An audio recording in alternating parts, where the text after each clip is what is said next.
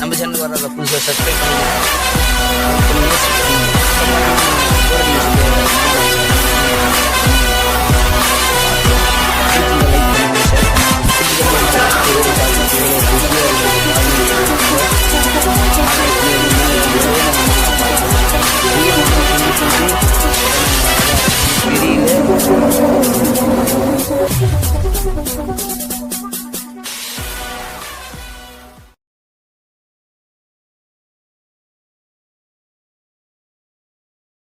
இந்த மாதிரி டேஸ்டியான மாங்காலாம் எங்கள் ஊரில் தான் இருக்குது. பாருங்கள் அறுத்துட்டே இருக்கோம். நல்லா பார்த்துட்டிங்களா? பார்த்துட்டு இந்த பிரச்சனை லைக் பண்ணுங்கள்.